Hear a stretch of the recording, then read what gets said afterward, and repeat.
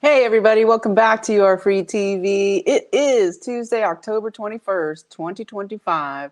I'm so glad to be back with you here on your free TV. I'll jump in with my disclaimer. This video is for entertainment purposes only. It is protected by the United States Constitution, protecting free speech, as well as the Sullivan Act and reporting.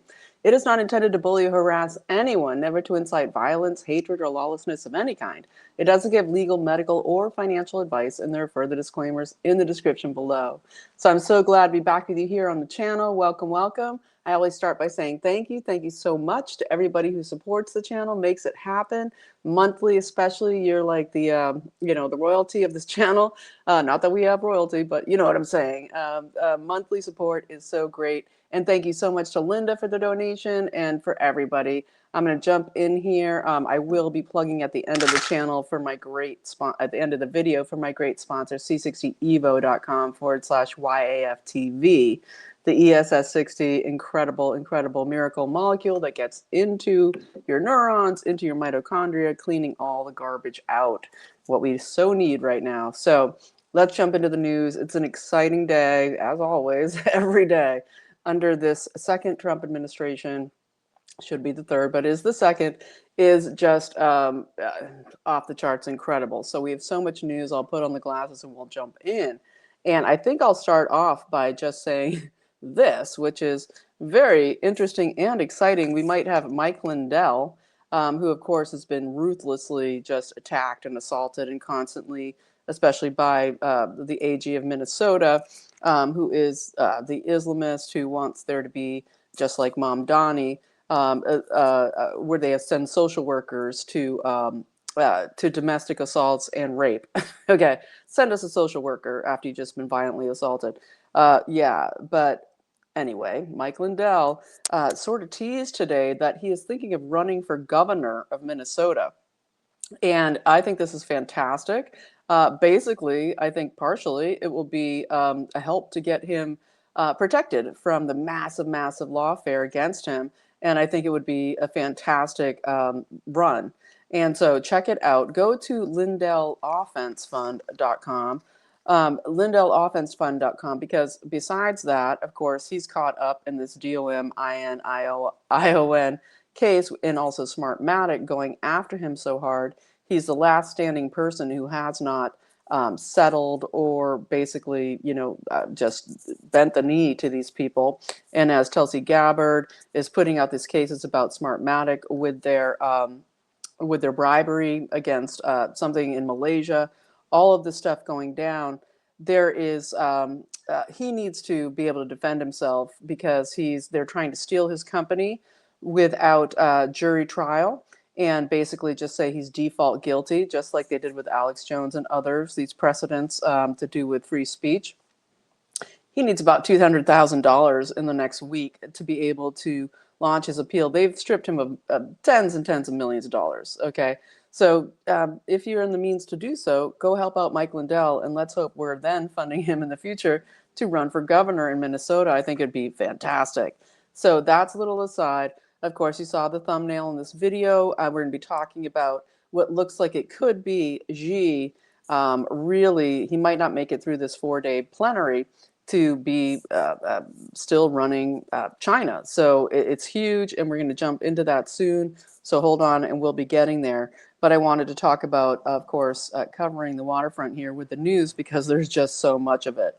We have RFK Jr. going after the weaponization of science. This is massive, with prosecutions coming.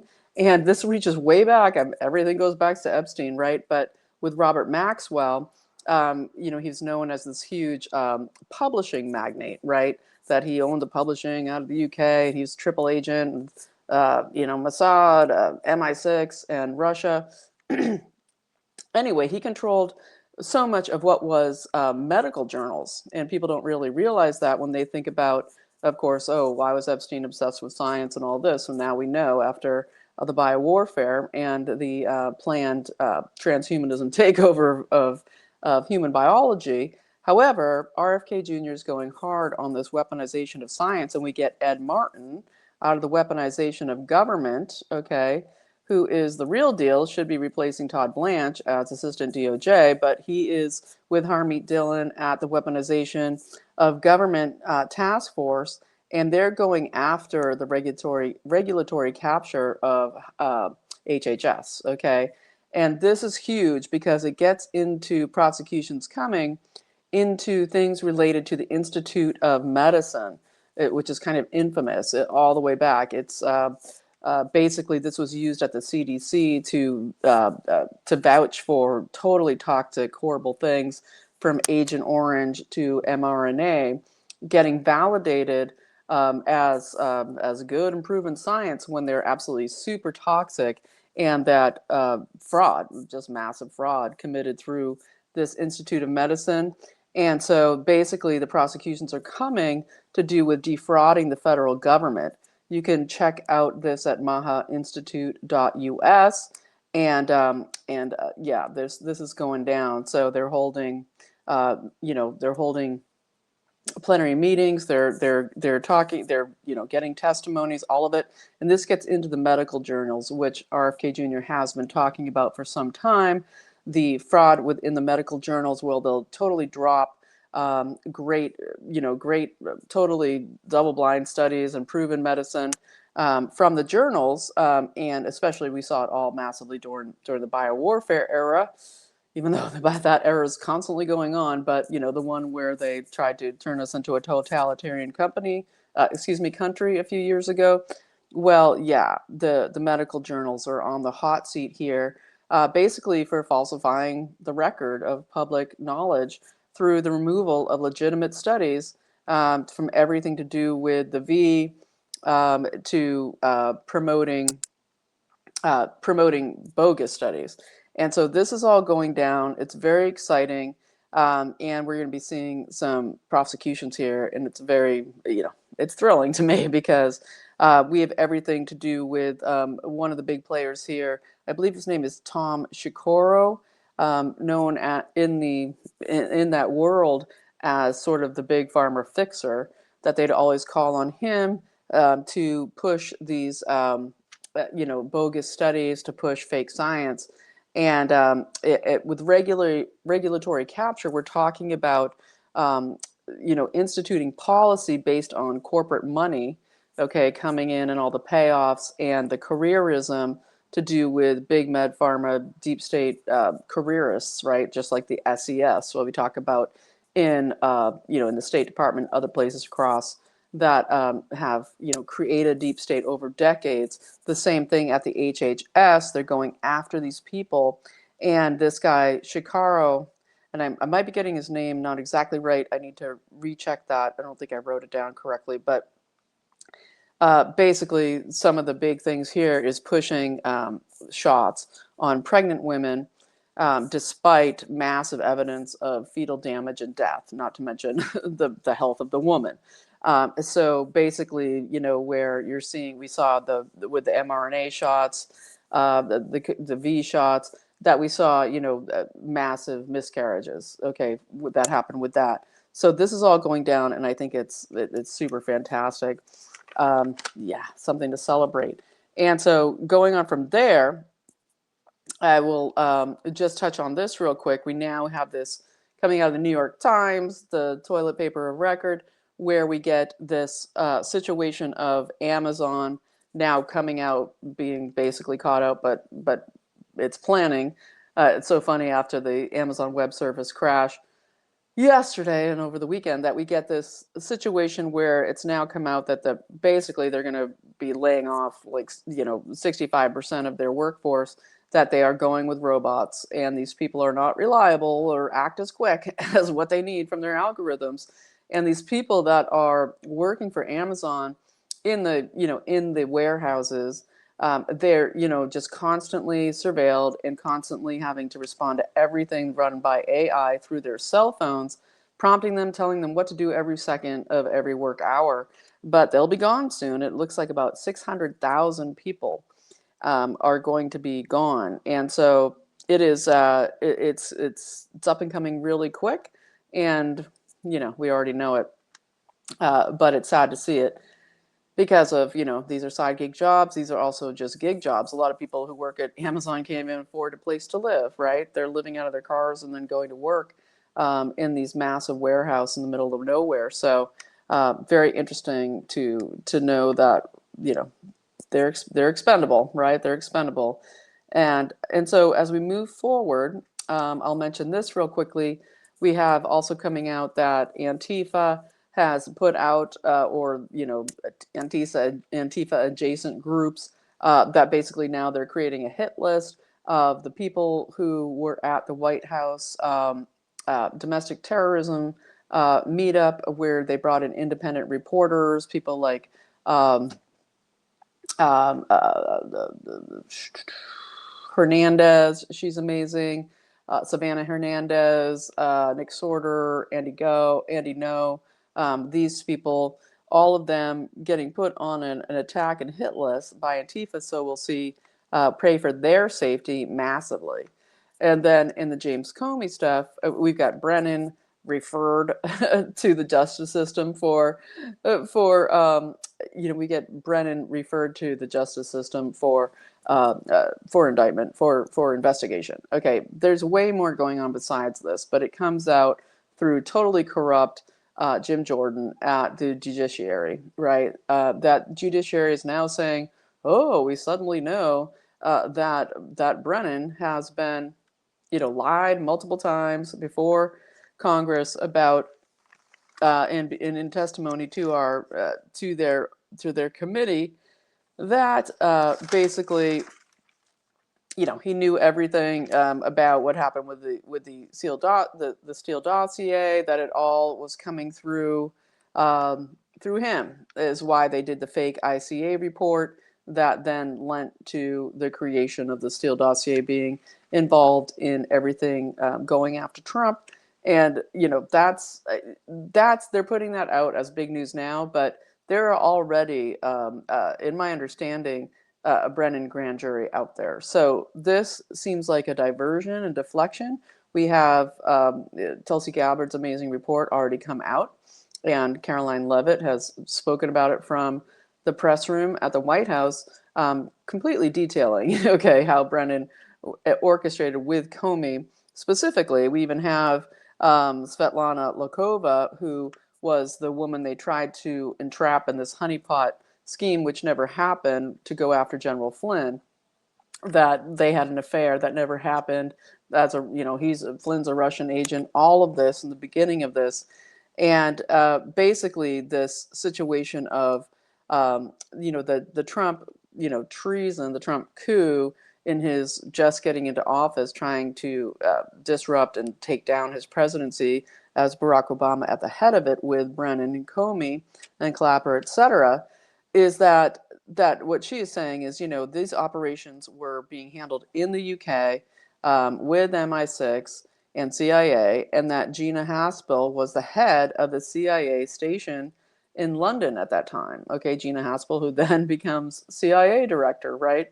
It's so disgusting, right? As Pompeo becomes, in the State Department, and Gina Haspel goes into head the CIA, and how Trump was so kept in the dark, and all of this intelligence hidden by people like Bolton, who was in direct communication with Stephen Halper.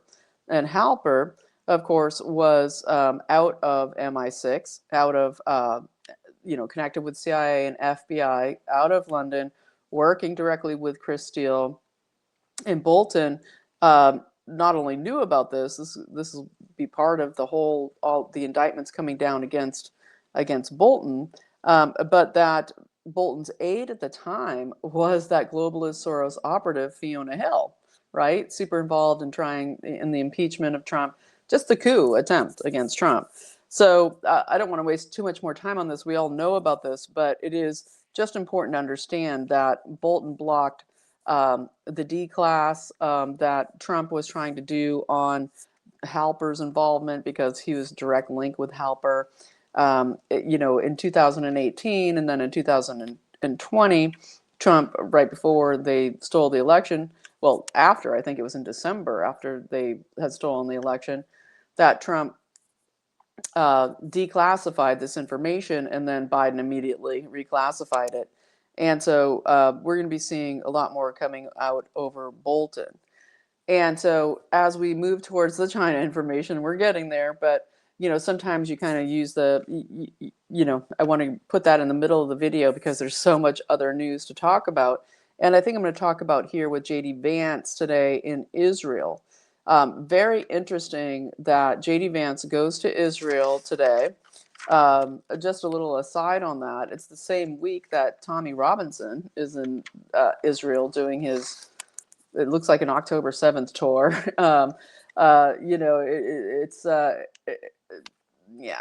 Tommy Robinson going all over Israel, touring with the IDF, touring with the total Israeli government, all of this, Tommy Robinson. So interesting that, but it's also interesting timing if JD Vance is meeting with Tommy Robinson while he's there. But the very exciting thing that was from JD Vance was that in his speech there, from what is kind of the new DMZ, but it's really not. It is the Deconfliction Coordination Center in Kiryat in southern Israel, where they've set up this. It kind of reminds me of Titan. By that. What is his name? Now I can't remember. One of the other ones that tried to impeach Trump, trying to create these companies in Ukraine to be as the center where everything moves through with Titan. Well, the Deconfliction Coordination Center here in southern Israel is where all of the aid is supposed to go through, and all of the the troops that are going to go into Israel will be passing through. And basically, it's a command center, the American Cooperation and Command Center. And so we get J.D. Vance there with Witkoff and Kushner today, and they're talking about, look, here it is. It exists in southern Israel, this big giant warehouse. And Admiral Cooper there from CENTCOM, it's basically the hub of delivery for aid, but also the 200 U.S. troops who are, military personnel overseeing what's going through the command center and et cetera. And so we already know, like Matt Gaetz put out yesterday, the day before, basically that Trump already knows that the Rafah explosion, okay, where you had Israelis killed, et cetera, it was an Israeli settler, okay, bulldozing, like driving a bulldozer, okay, to obviously bulldoze through the rubble, where they're paid huge amounts of money to go and do this supposed cleanup work, but it also comes with the benefits and acquiring land in Gaza, etc. But these are huge, money-making situations that they drove over an unexploded anti-tank missile. And the people in Israel, like the Israelis, are super livid about the fact that, how it's coming out so clearly that Netanyahu's administration had been putting this new ISIS faction into Gaza, which of course was those people that Hamas supposedly murdered in recent days. They were the ISIS. Trump is referring to them as they were gang members or something. No, they were ISIS contingent created by Mossad, Israel, Netanyahu's faction, to come in and again, just this using jihad as a broom, right, to basically just cause more and more aggravation and dissent, etc. So very interesting to see this. But the point of what I'm saying here at 19 minutes is that what Vance had to say was really quite incredible, because he said, I'm going to be going to incredible, places here where Jesus walked the earth, and I'm very excited. He's the only person I've seen go to Israel and talk about Jesus and talk about Christianity and Christ. And he said, Christ, one of his names that he went by is the Prince of Peace. And what we really need here is Jesus. He basically said, we need the Prince of Peace to come and look over and to watch over this process, that we have peace here and that invoking Jesus Christ into Israel, make Israel Christian again, right? It's been a while. And so that is a fantastic thing. And if nothing else, right? I know they're fully pushing for J.D. Vance to succeed Donald Trump. But J.D. Vance is one of those people, as I was saying about MBamdani, I'm not comparing the two or saying they're, similar in any way. But what I'm saying is that the smile doesn't reach the eyes, right? The smile doesn't reach the eyes. And that's why I just always am, that's not the only reason. There's lots of other reasons, as I've spoken on this channel for years. But yeah, to beware and beware of, the succession, as Trump said yesterday, we need a succession of, at least 3 more terms of great presidents to be able to pull off what we're doing here to save America and to get the economy to be the greatest in the world, going against and destroying globalism. And so we'll see what goes down there. All right. And so I think I'll move in here into the Xi situation, what's going on in China. Have a little sip of water. Where we have in China, it's the 4th day, it's the 3rd day now over there of the plenary, and there's been a huge purge. And yesterday I said I wasn't sure who was getting purged. It wasn't quite clear yet. And of course, I thank Forbidden Knowledge again. She does a great job over there. Go support forbiddenknowledge.tv. And you can see the link below in the description. And it's linking to an activist from, or just a great reporter connected to, I believe, the People's New Republic of China, right? Who, out of Charles Guo and that whole movement, to basically overthrow the Communist Party of China. And what we're hearing is that no, actually, the 9 generals who were purged just before the plenary occurred were Xi's closest allies. Okay, this is huge. His closest allies in the military are now facing indictment, and it's only 7 now because 2 are already dead since their arrests. And this is, let's see, He Weidong supposedly had a sudden heart attack while in custody. And then we get He Hongjun, who committed suicide, right? So 2 of these are dead, and there's apparently 28 more generals also purged who are, less status in how important and close they were. Hundreds more being investigated. How many generals are there in the CCP, right? It's like the U.S. with a gazillion generals, where we used to only have like 40 in World War II, right?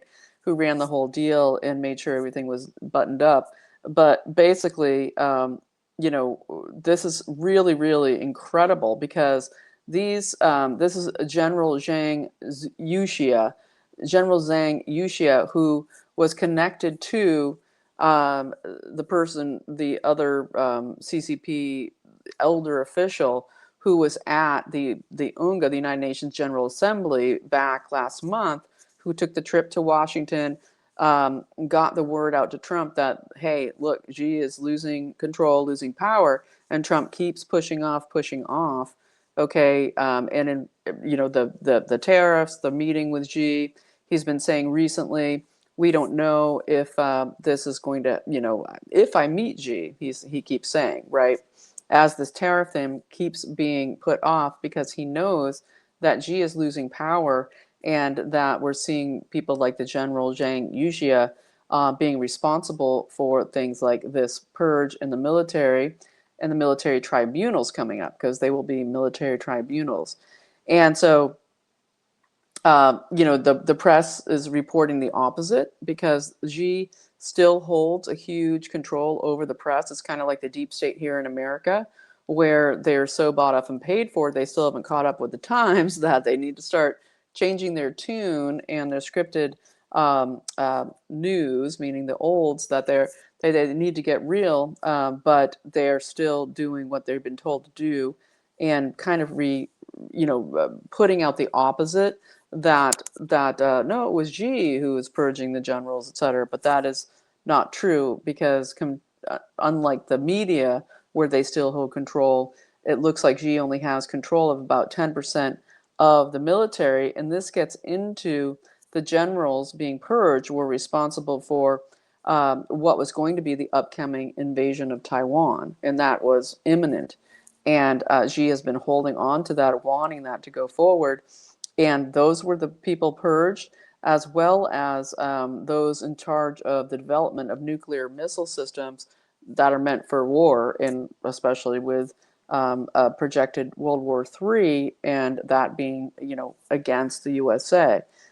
So very interesting, because this is, what has been going on the last while, is Xi really purging the military himself to get rid of what was perceived as, coup-like activity, restructuring, redeveloping, who was in, who was out, kind of like Biden did after Trump left with our military, where it just destroyed, any loyalty to America.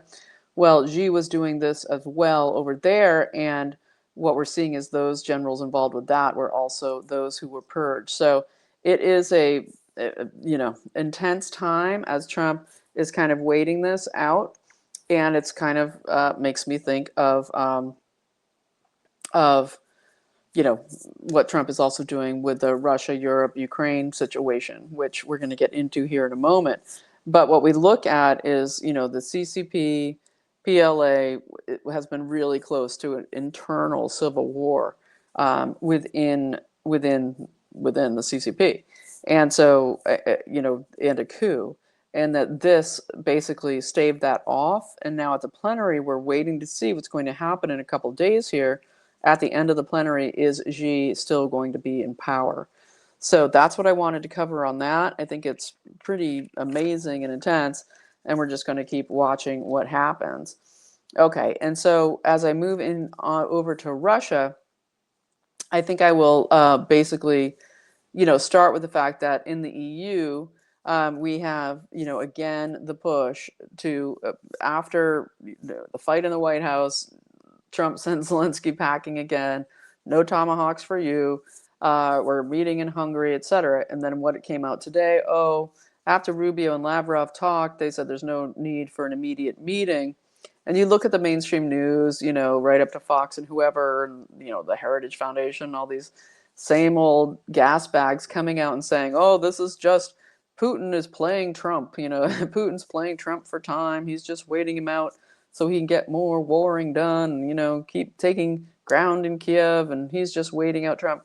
And it's just BS. It's such complete malarkey to think that Trump is, and again, just as Trump is always saying, gee, he's my friend, I respect him, he had this incredible life, he's an amazing man, while he's waiting out Xi, right? He always says about the people that he is basically holding at arm's length, and wanting to control, wanting to get the USA in a position of power with them, economically, etc., and trade, and geopolitically, strategically. He just praises them up and down, right? You hear it all the time. And so it's very interesting that, with Putin, he's saying the opposite. Putin says one thing, does another. He's, he's just, he's grinding down, meat grinding these Ukrainian, they're all dying, right? But as I mentioned the other day, we've got Russia saying, hey, give the tomahawks, we're going to bring in 2 million reservists, and we will grind it out. And basically Trump, and so what came out today is that, they're saying the meeting in Budapest has been canceled.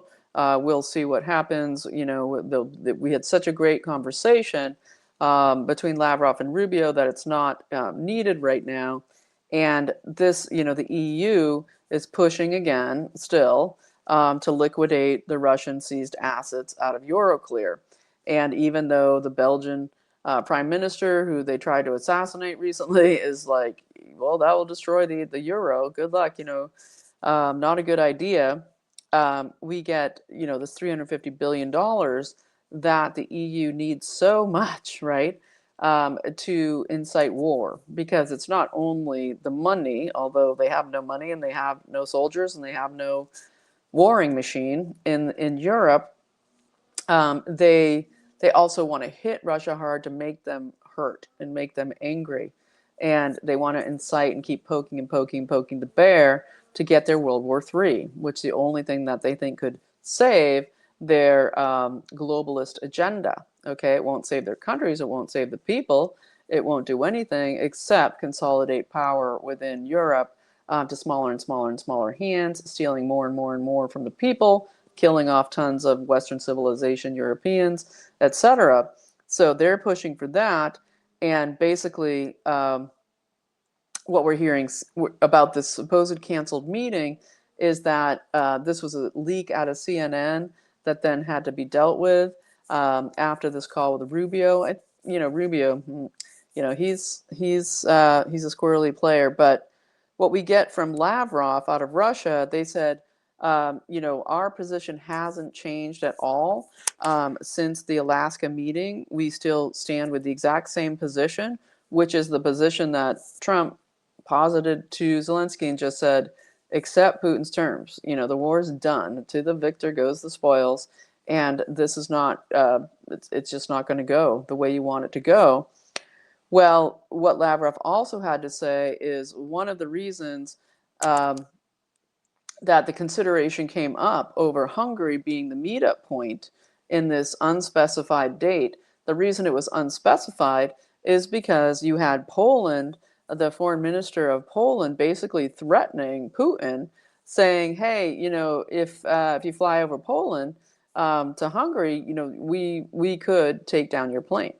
Meaning we could have a interception, a sort of forced landing for you to be tried in international court, etc. But basically threatening Putin with interception. That sounds much more like we could shoot down your plane. And Lavrov is saying, well, this is like a threat, a very serious Tist threat out of Poland. Remember Donald Tusk, and used to be the EU commissioner, who's now, of course, the prime minister of Poland, totally screwing over the Polish people. And what we're getting here is that that intelligence behind this Hungary meeting is that they couldn't secure it.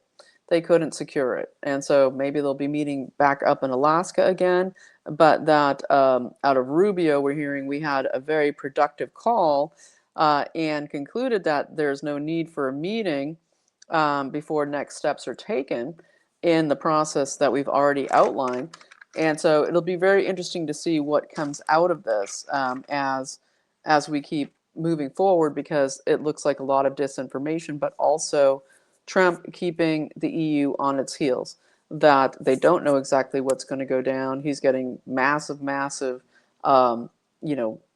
just hatred from the EU, the UK, about what he's doing here with Putin. And we pray that that they come to a peace agreement, right? But it is very hard when you have the EU just wanting World War III so hard. And so you get people like Maria Zakharova and the Russian Deputy Foreign Minister Ryabkov basically saying that the Budapest meeting being canceled was media disinfo in the beginning, and then they're basically trying to sabotage the process. That it was this CNN fake leak that led to it becoming, it's this way of making the process appear unstable, and of course the threat out of Poland. While we have John Thune, head of the Senate, saying we're not taking any action on secondary sanctions towards Russia at this time. It's not on the table, and we will be doing what Trump wants to do in this direction when it comes time to decide on that. So all very intense stuff going on here in the world, and but very exciting as well. So I'll move on, excuse me, from there to what's going on with Comey at this moment. We've got the super corrupt judge Michael Nachmanoff out of course, the Eastern District of Virginia. used to be a federal public defender for many, many years, meaning for the defense. And he is the judge in Comey's case there that Lindsay is having to fight so hard against here. And so what we get is there's a Biden appointee who was recommended by, of course, the two of the worst senators, Mark Warner and Tim Kaine. Okay, and so he is basically talk about buying time. He is pushing against the prosecution, who, of course, naturally are saying, hey, Patrick Fitzgerald, Comey's longtime confidant, associate, and lawyer, actually was the recipient of these exact leaks that Comey is being tried for and indicted for. He received the leaks directly from Comey, okay, treasonous leaks about the government, and he obviously, has massive conflicts of interest. He can't be his lawyer in this case, and they're trying to get him removed from the case. And Nachmanoff is, so what they asked for is basically, we need a legal filter team to go in there who can, analyze the situation and give their outcome recommendations on it. And we want this to be expedited. We want it done ASAP. This is crazy.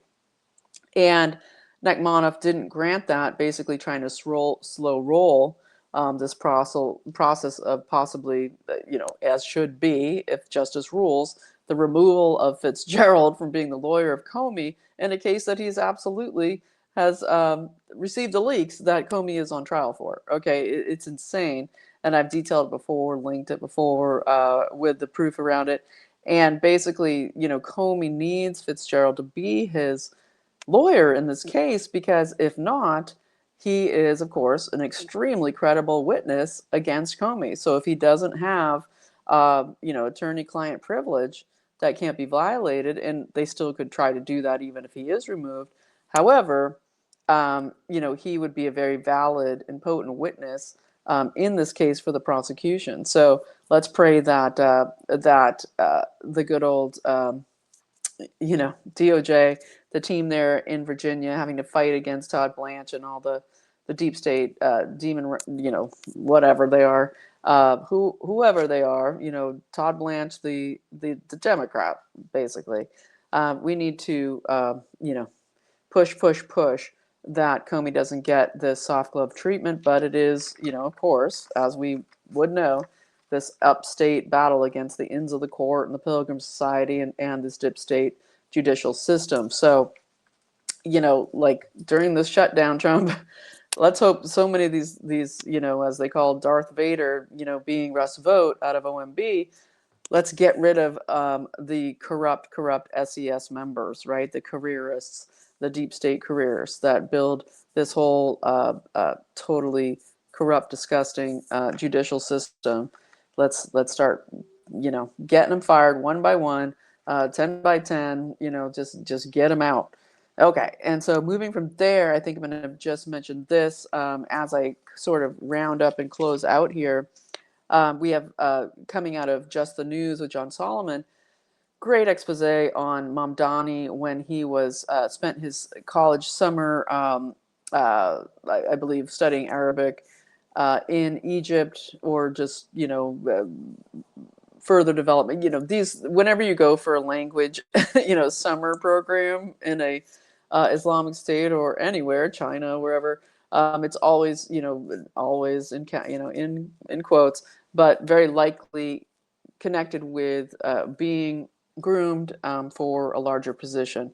Anyway, he did it in Egypt, 2013, MBamdani, before he was a U.S. citizen still, when the Muslim Brotherhood, of course, had just had its run after Arab Spring and was in control of the country, being, of course, they were trying to take out the Muslim Brotherhood again, which they did shortly after.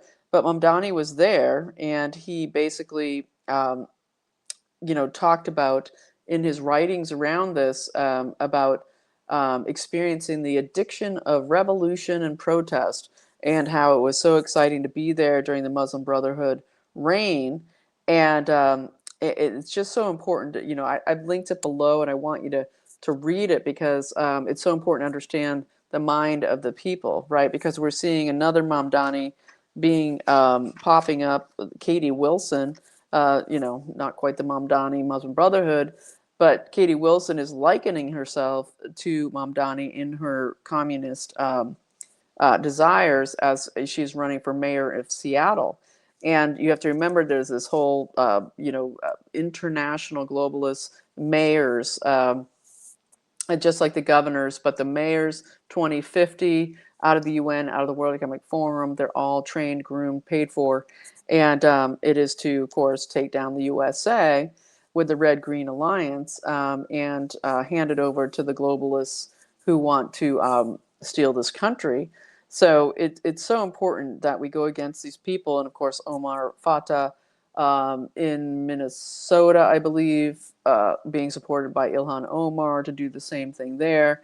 And they're specifically, just like Soros did with all of the funding of the DAs and the AGs and all of that.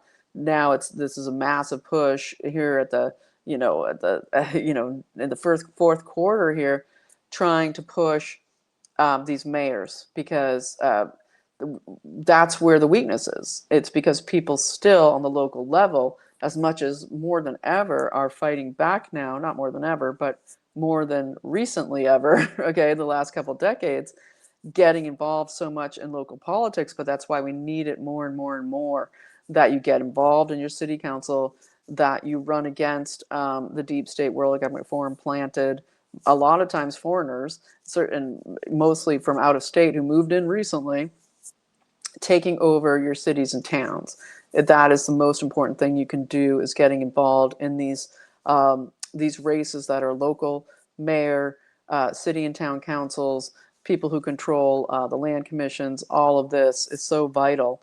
And so, so Mamdani, of course, was a sort of mentee of Linda Sarsour, which I was mentioning yesterday. She was the mentee of Siraj Wahhaj, right? Co-conspirator in the WTC BOMBING. And his super PAC even got like $1,000 from Wahhaj, and basically this is just total jihadism in New York City, and she, Linda Sarsour was involved in the grooming and creation with his mother and father out of Colombia, the jihadist and communist, to get him ready for this role. Okay, and so no mistake that he was in Egypt right at the time of the Muslim Brotherhood brief reign there, and remember, Muslim Brotherhood did merge with Al Qaeda in the 90s, Al Qaeda, and Hamas is a wing of the Muslim Brotherhood. They're all utilized by the same people. So just as Barack Obama was a creation of the same organization, a lot of this comes out really out of the secret societies, like and out of Cairo and other places with the Masonic groups there. It's all towards global governance, and government, and it's all foreigners installed into the USA to install their jihad with socialist takeover philosophy and sort of Arab Spring here in the US. So color revolution, Soros, blah, blah. It's like you get sick of saying the same things over and over. But yeah, this little stint that Mamdani had in Cairo during the Muslim Brotherhood rule is very, very interesting to check out and important to understand. And we need Trump to declare the Muslim Brotherhood an international theist organization, and obviously a domestic one, so that they can do the same thing where we get Besant and the Treasury and IRS and everyone with the FBI, etc., completely going after the money here, going after the organizations, and going after CARE and all of the massive Sharia takeover in this country, because the Muslim Brotherhood, when it first was created back in the 1920s, its entire thing was to establish an Islamic State, especially in Egypt, right? To have a caliphate based on Sharia law. That was the whole thing. And these same, you look at the 1920s, what was going on at the same time? Just after the Balfour Declaration and the creation of Israel, and all of this about geopolitical ways to destabilize old and ancient societies operating in the area, right? You have the Rothschilds and their minions super interconnected with the creation of um, and support of the House of Saud, right? And who was it that brought Obama into the scene, right? You had, of course, it was the cousin of Alaouid, right? It was Alaouid who tried to murder, for entertainment purposes only, Mohammed bin Salman there in Las Vegas, right? When they covered it with the Las Vegas mass murder at the concert. And it was Alawi that paid for Obama's education at Harvard and besides, and groomed him to come in to bring in this mass control of Muslims. And Obama brought in thousands and thousands of Muslims to be in government and town, basically federal, state, and local positions of power and in the judiciary. And so, yeah, we'll leave that for now. And interesting point to note, as of course, Trump is still, he's not going to say, hey, Sliwa, get out. But Sliwa is not a real Republican, okay, in New York in the mayor's race. And Cuomo is a disgusting person and belongs in indictment, shall we say, rather than as mayor of New York. I don't know if they've got him by some short hairs or what's going on, but doesn't seem like it so much that I can tell from, and I'm looking around. But, anyway,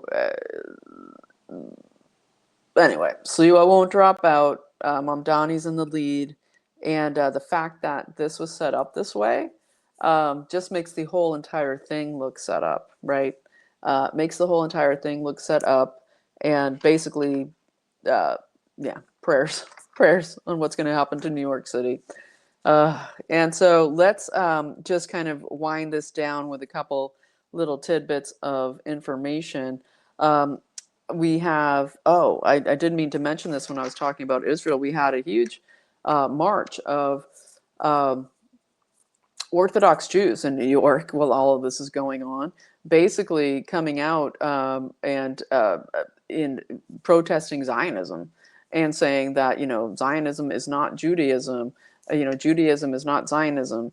And this is so important, right? Because that's why they went after the Orthodox Jews so hard in New York and upstate New York during the biowarfare, was because, for one, they wouldn't take the shots, but also because they are against Israel in the sense that religiously and just from the Torah, that it is, there's not supposed to be a state of Israel yet. It's not supposed to be there, and that they fully are against it. And it gets into the whole what is supposed to happen, right? The state of Israel wasn't supposed to happen till later. And they see it as a, basically, sort of Radhanite Arab Rev situation to force, sort of Frankist style, this Antichrist Armageddon situation. And so that is something that hasn't been talked about much, which is pretty important. And also, I think Trump's getting closer, that as we're going to see developments maybe on November 6th, whatever happens with the No Kings, which of course is getting more and more exposed for the funding of Arabella, Soros, Tides, Rockefeller, goes on and on and on, and the $300 million behind it, that we're seeing that Trump keeps pointing out in different interviews, etc. Hey, just a reminder, 50% of the presidents of the United States have used the Insurrection Act. This is not a rare thing. This is not a king's thing. This is the fact that when there is a mass rebellion, it is the duty of the president to quell it, okay? And basically keeps inserting that. So I think that's an important thing to kind of check out. And as we're seeing sort of the waning of the old guard of the Democrats, and thankfully the Republicans as well, these people in their 80s who have made tens and tens and tens and tens of millions of dollars through stolen taxpayer dollars to grift and give to themselves, we are seeing that it is, sort of the season is ending here for people like Chuck Schumer and Ron Wyden and Nancy Pelosi, Sanders, etc. They are all in their mid 80s, and they all are worth at least $50 million each. And so let's pray that they cannot continue to be in office at this point. And I think that God's taking care of that, so I'm not going to worry about it too much.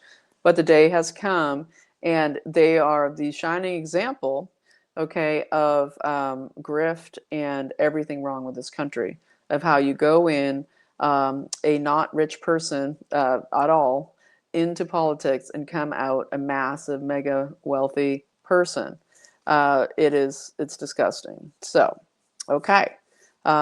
Republican registration keeps growing and growing. We're seeing at least 1.5 million new Republicans as registered voters this year, just in this last 10 months.